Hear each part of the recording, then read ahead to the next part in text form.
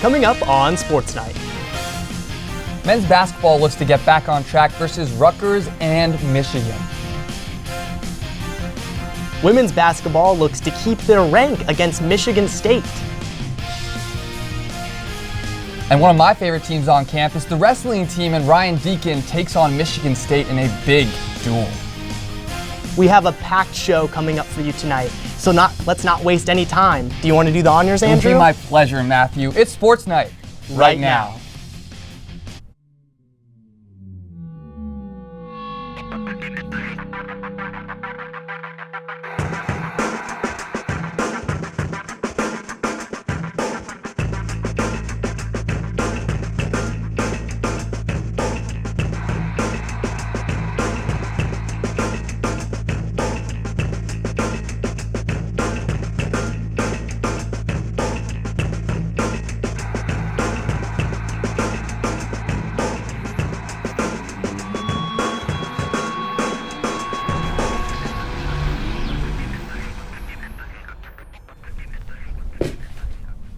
Welcome to Sports Night. I'm Matthew Coronado. He's Andrew Fenichel.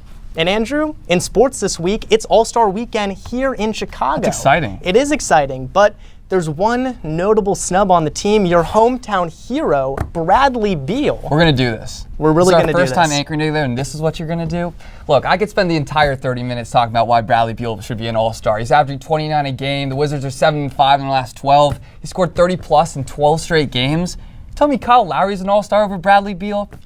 Look, I'll let the voters do what they do best. All that might be true, Andrew, but we have more pressing things to get to, including women's basketball.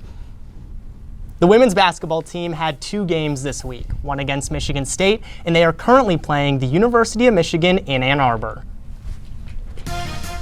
With head coach Joe McEwen being out sick, assistant coach Kate Popovic stepped up and tried to coach the Wildcats to victory. We are going to kick this one off early in the first, as Sydney Wood finds Abby Scheid to put the Cats on the board early. Their first 2 points. Now later in the second, Michigan State's Nia Clouden dishes it to Claire Hendrickson, who hits the 3. Then, just a few minutes later, the Cats work the ball around the arc and find Lindsey Pulliam to do what she does best and splash that 3 home. She hits another one there. Third quarter now, Spartans can't hold on to the ball, and Sydney Wood grabs it and passes it up to Veronica Burton, who lays it in and one. Count it. Then, Claire Hendrickson tries to keep Michigan State in the game here in the fourth quarter. She's going to slide out to the corner and hit this 3, but it's too little too late. It won't be enough, and the Cats would fall 85-55. As we speak, the Wildcats are currently in Ann Arbor, Michigan, facing off against the Michigan Wolverines. According to my producer, the Wildcats currently trail 30-35. I'd like to welcome Charlie Goldsmith of The Daily onto the show to talk some women's basketball. How are you, Charlie? I'm not as good as the undefeated Kate Popovich, but I am as good as the 20-3 Northwestern Wildcats. Well, that's great. With this incredible performance on Monday night against the Michigan State Spartans, Lindsey Pulliam looks to be unstoppable. Is she the best player in women's hoops right now? Lindsey Pulliam is not the best player in women's hoops right now. Sabrina Ionesco is a generational talent, and there are also stars like Lauren Cox, Crystal Dangerfield across the country.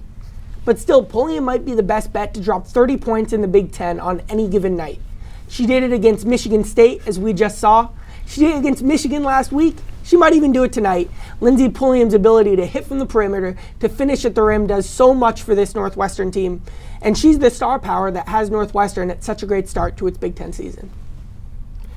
One of the other things that jumps out about this team is the defense. They're averaging just over 60 points allowed per game. What makes this team so tough to score against? So Northwestern almost stumbled into the outstanding defensive lineup it's been leaning on all season.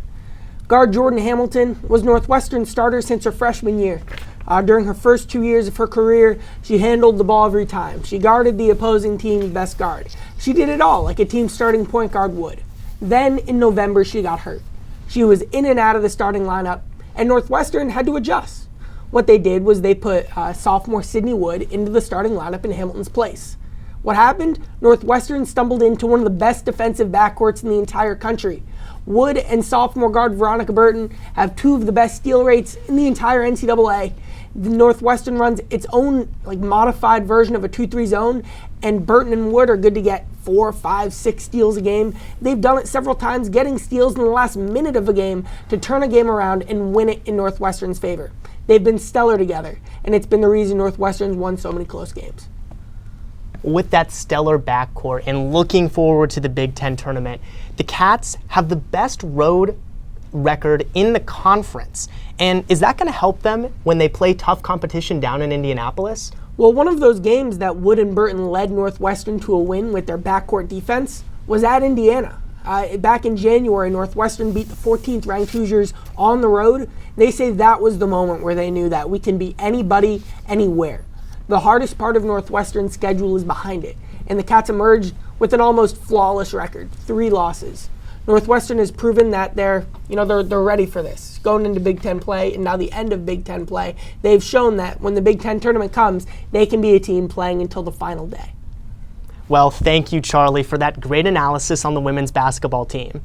Again, you can catch more of Charlie Goldsmith on dailynorthwestern.com. Next up, Andrew's got another very special guest on the phone. Who are we talking to, Andrew? Joining us on Sportsnight now live is Russell Steinberg, women's basketball bracketologist from High Post Hoops. Russ, thanks for coming on the show, man. Thank you for having me. So, Russell, in your latest update, you've got Northwestern slotted in as the 4 seed, which means they're hosting a regional. What stands out to you about Northwestern's resume this season? Well, this has been the case, I think, really since the start of the year, that Northwestern scheduled really, really wisely out of conference. Those 2 wins over Marquette and Duke back in November on the road, both looking really good right now. Duke is on its way up. And then, they benefit from playing in a really good Big Ten conference, the league that's going to send maybe 8 to 10 teams to the NCAA tournament. The win over Maryland looks amazing. Win over Indiana looks great. And pretty much every single night in this league, you get a chance to beat a good team. And the other good thing for Northwestern is that they have 3 losses, but they're all really good losses. So with only a few games left, plus the Big Ten tournament, how much wiggle room do you think the Wildcats have in terms of staying in that top 16? Looking at the schedule they have left, it's very little wiggle room. And I say that for 2 reasons. Number one, they were the last 4 seed. Just by definition, there are 2 or 3 5 seeds ready to take their spot at any loss. But also, if you look at the games left on their schedule, yeah, maybe you flip up at Michigan, that's probably forgivable. But other than that, you're talking about playing a bunch of teams that are either outside of the top 40 in the RPI, or, that game against Ohio State, a team that's probably going to have double-digit losses by the time you get there. So it's a very narrow path they have to keeping that 4 seed, even though I think that's maybe a little bit unfair. But it's certainly attainable. I mean, if they're as good as I think they are, then they shouldn't have much of a problem. Well, Russell, it was great to talk to you. Thank you so much for coming on the show tonight, and I hope we can chat again soon. Yeah, absolutely. Thank you for having me. Coming up on Sports Night, men's basketball and women's lacrosse. Don't go anywhere.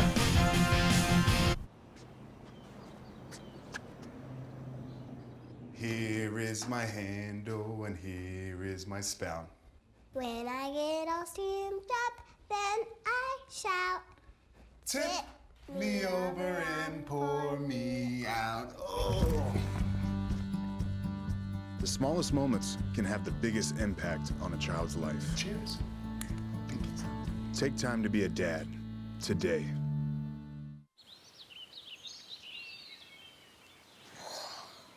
Oh, look, a redhead. Staring contest.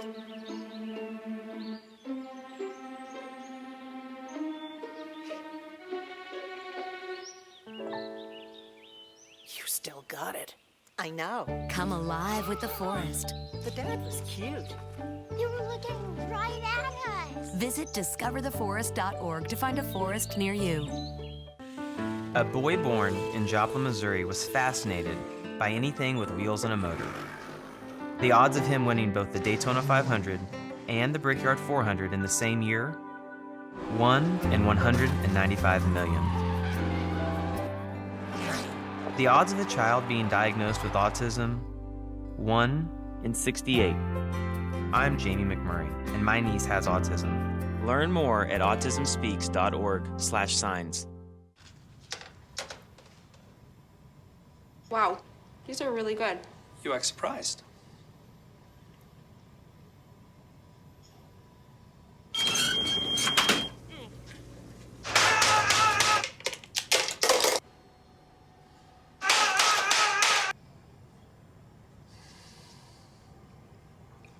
Practice makes perfect. You don't have to be perfect to be a perfect parent. There are thousands of teens in foster care who don't need perfection. They need you. Welcome back to Sportsnight. You know, Matthew, the women's basketball team has really been the all-stars on the court for Northwestern this season. But speaking of those all-stars, like you said, it's the Chicago All-Star game this NBA season. What all-stars are you looking forward to watching this upcoming Sunday? For me, it's got to be LeBron and Giannis. Getting those two guys on the court, playing against each other, they're the team captains. I'm just excited to see what goes down. Will Giannis poster LeBron? Will LeBron poster Giannis? Who knows? It's the All-Star game. How about you, Andrew? I mean, yeah, like you said, Giannis, LeBron, Luka, all these guys are so much fun to watch. It's going to be great to watch them on Sunday. But me, the player I'm excited to watch is a first-time All-Star. His name is Trae Young. He's Gabriel Siergar's favorite player in the NBA, and I think his game is perfectly suited for the All-Star game. He loves to pull up from deep from three. He loves to throw flashy passes. I think his game is going to be awesome in the All-Star game. And talking about awesome games, Northwestern played Rutgers this past Sunday. You know, the Northwestern men's basketball team season hasn't really lived up to expectations. But could they turn their season around on the road versus Rutgers? Let's throw it back to this past Sunday. Coming into their Sunday night matchup versus the Rutgers Scarlet Knights, Northwestern was dead last in the Big Ten, and Rutgers was having one of the best seasons in team history. You see right there, Boo Buie pulled up from three early. He had 19 points on the day. And look, if we're going to talk about two factors for this team that's really going to help them propel towards the future, it's Boo Buie and it's Miller Kopp. The sophomore and the freshman, respectively, have had awesome seasons. But the season of the night for this team from Rutgers was that guy. His name is Geo Baker. He absolutely took over this game here in the second half. But Northwestern had a chance. I mean, they're up three here, but Geo Baker, oh man, that's a sick step-back three. He ties the game. Northwestern had a chance to go to overtime. But Boo Buie, that freshman, he had a great game, but this was not a good shot. He bricks a floater as time expires, and we go to OT. And then the rest of the night, it was all Rutgers Scarlet Knights. They hit a big three there to go up 4. And then Geo Baker, I told you he's a bad man. He sizes up Miller Kopp, dances a little bit, step back, baseline. I mean, you know that was going in with the night he had. And Rutgers won 77-73. After the heartbreaker, the Cats took on the Wolverines of Michigan at Welsh Ryan. Michigan struggled out of the gate, going 0 for 11 in the first 5 minutes. And the Cats rode Pat Spencer. They go up 4-0 in the first half here. But the Wolverines come back and they make it their night. They don't let Northwestern back in this game, hitting threes, doing it from everywhere, inside the paint. They're up 38-23 at halftime. This dish down low puts them up 42-25 in the second half. But Pete Nance hits a three there to keep the Cats in the game. It's 56-38, a monster block from Michigan there. They run the court, they run the fast break, and a monster dunk to cap it off. The Wolverines win this game, 79-54. What if I told you that the best game in the history of the new Welsh Ryan Arena was a high school game this past week? Well, when five-star recruit Pat Baldwin Jr. and his Sussex Hamilton squad faced off against local Evanston Township High School in the E-Town Showdown on Saturday, the game was absolutely wild. And I can say that because I was there sitting courtside. Also there was our very own reporter Chris Burton, who has the full story. A high school three-point line, hype videos, and the Evanston community. Welsh Ryan Arena transformed Sunday for the first ever E-Town Showdown. You know, the parents of kids that graduated 20 years ago, the people that went to school at Evanston High School, the people that just work and live in the community, you know, thousands of them showed up tonight. The basketball showcase was all about the locals. Loyola Academy from down the road in Wilmette and Evanston Township's boys and girls teams all took the hardwood. And the driving force behind the exhibition? Getting NBA hopeful Patrick Baldwin Jr. back to his childhood stomping ground. Overall, my impact in Evanston and my experiences in Evanston, I was able to take to Sussex and really infuse myself in the culture of Sussex. The high school junior, who now plays for Hamilton High in Sussex, Wisconsin, grew up in Evanston. Both of Baldwin's parents were athletes at Northwestern. His father, Pat, a basketball star, and his mother, Sean, a volleyball player.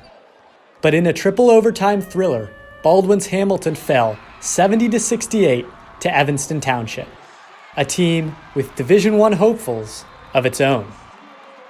Playing on a big court like that, the big stage, in the beginning it gives you a lot of jitters at first, but then you get out there, you just playing basketball, and so it's actually pretty good playing on a court like this.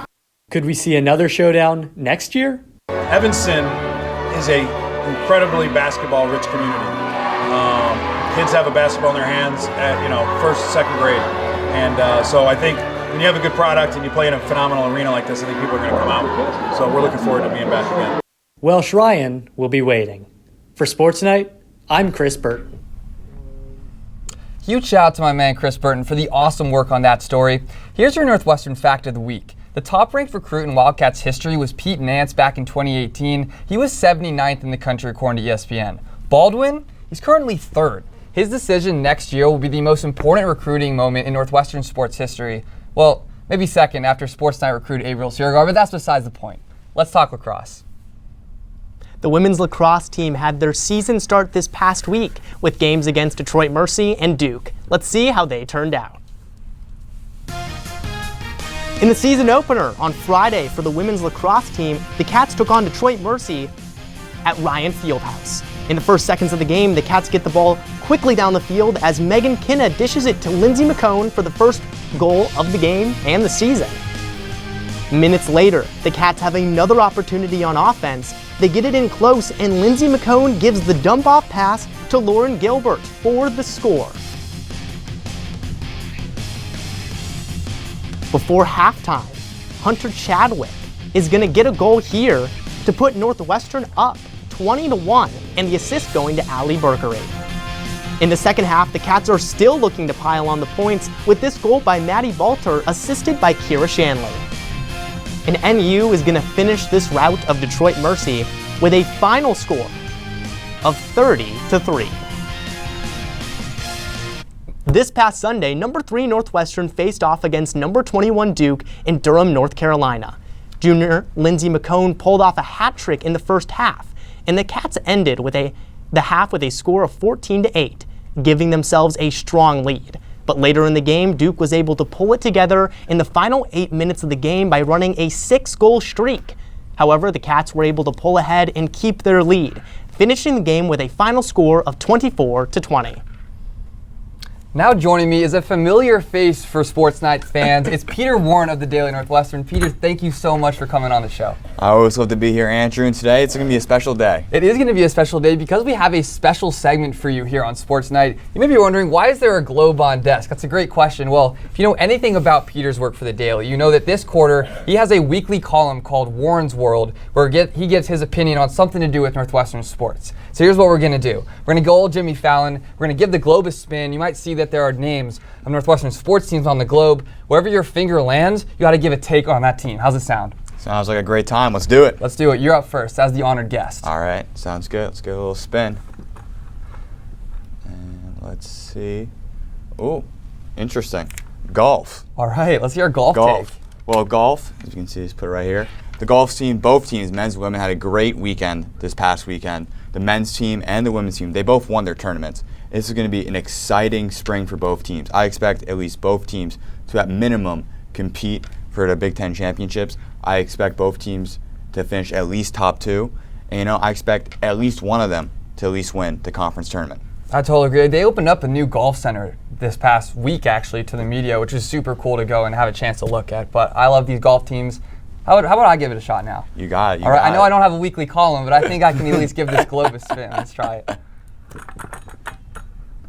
All right. And I'm going to go with men's basketball. So you can show the camera the sticky right there. Here's my men's basketball take. So obviously this has not been the most ideal season for this team, but a player that I've loved watching this season, Robbie Barron, all right? He's a freshman, he's a 6'9" wing. To me, he's already better and more confident at this point in his career than Miller Kopp was last year as a freshman. You saw the jump Kopp took this year from freshman to sophomore year.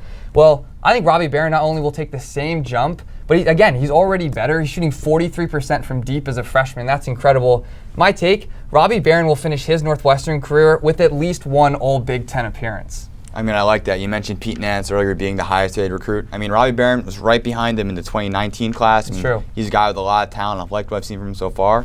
It's not your worst take in the world, I'll put it like that. I appreciate that. All right, you're up again. All right, let's see.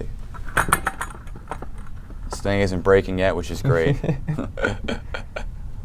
Give me lacrosse. Okay. Now, lacrosse team, we saw the highlights there. You know, they scored 30 against Detroit Mercy. I mean, this is the best offense in the country for not just women's, but both lacrosse, men's and women's lacrosse. You score 54 goals in one weekend. I mean, say what you want about Detroit Mercy. That was a team they played in the tournament last year.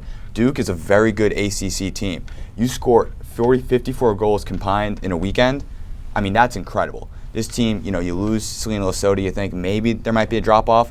There's no drop-off whatsoever. You know, Lindsey McCone, Izzy Skane, Lauren Gilbert. That offense is incredible. Expect them to average, you know, at minimum 17 goals a game. I mean, this, if you want to see some exciting offense, go to Ryan Fieldhouse or, you know, go to Lakeside. This is going to be a team to give you that offense throughout the spring. Want to hear a bad dad joke? Sure. Detroit Mercy should have called for the Mercy rule. No? Okay. Okay. Let's do one more spin, all right? I think we just have time for one more. We'll both spin it. We will both give a take on a certain Northwestern sports team, all right? So this is like a joint take here. All right. Sounds Let's go. good. Ready? I got a ticky. It's women's basketball. We're going to have to wrap this up, so I'll just let you give the final take here on this special segment about women's basketball. All right. Well, as we all know, ranked team, they've had a great season. They're going to win at minimum at least a share of the regular season title in the Big Ten. You know, both them and Maryland currently have 2 losses. I'm assuming both are going to win out, so equal regular season share for both. But when the times come for the tournament, give the women's basketball team the Big Ten tournament title, and then we're going to see some great stuff come March. Talk about great stuff. Peter Warren, always bringing great stuff to Sports Night. Thank you so much for joining the show. If you want to check out more of Peter's work, go check out thedailynorthwestern.com. Don't go anywhere, because when we come back, we have wrestling and golf to go over right here on Sports Night.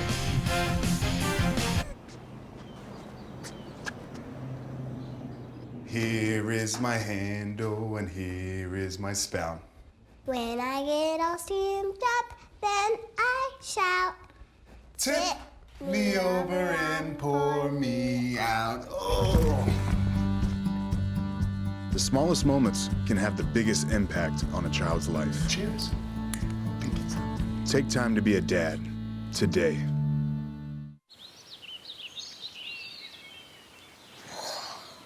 Oh, look, a redhead. Staring contest.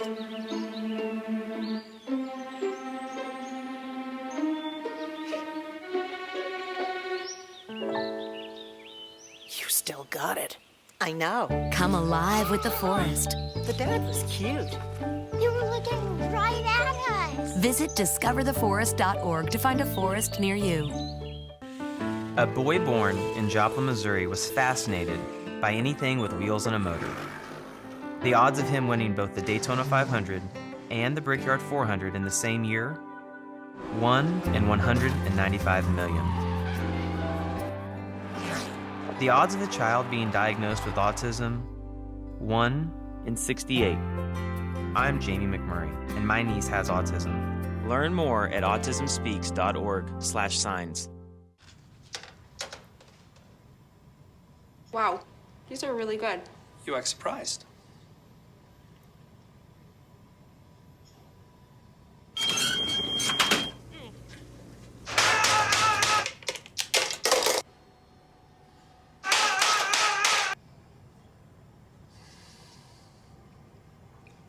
Practice makes perfect. You don't have to be perfect to be a perfect parent. There are thousands of teens in foster care who don't need perfection. They need you.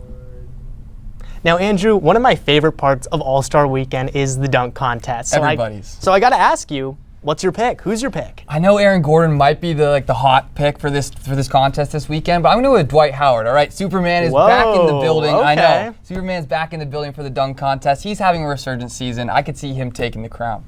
All right, I like that pick. I appreciate it. I hope it comes out true. But speaking of players having resurgent seasons, Ryan Deacon and the Northwestern wrestling team. The Northwestern men's wrestling team faced off against the Michigan State Spartans this past Sunday, needing a big win to turn their season around. But could they get the job done? Roll the highlights. The Wildcats have only won one Big Ten matchup this season, but against the Spartans in Welsh Ryan Arena, the Northwestern wrestling team put in an inspired performance. Ranked wrestlers Yaya Thomas and Shane Oster defeated their Spartan opponents to set the tone early for the Wildcats. Ryan Deacon, the star for Northwestern, he struggled early against his opponent but showed his class in the later rounds. Before the match was over, Deacon connected on a trio of takedowns against his opponent, and this was ultimately enough to keep his record spotless. Following this, wins by Michael D'Agostino and Lucas Davison cemented the Cats' victory against the Spartans as the team broke their losing streak in 2020. Hoping to make it 2 in a row, the Cats traveled to the Covelli Center and took on the number 6 ranked Ohio State Buckeyes. Shane Oster started the Cats off to an early lead when he beat a higher ranked opponent, but bright spots were few and far between as the Cats lost the next 4 consecutive bouts. The Cats picked up a few points in the form of a Michael D'Agostino win, but it wouldn't be enough. When Ryan Deacon finally came on the mat, the Cats faced an insurmountable deficit. Deacon would protect his number 1 ranking, but the Cats would lose 28-10. We have to cut to commercial, but don't you dare click out of this tab on your computer. Plays of the Week is up next. We'll be right back.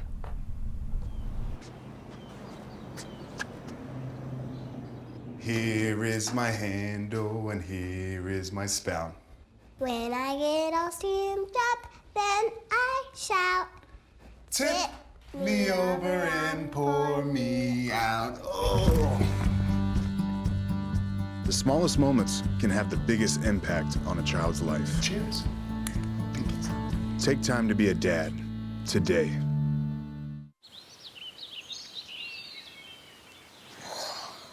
Oh, look, a redhead. Staring contest.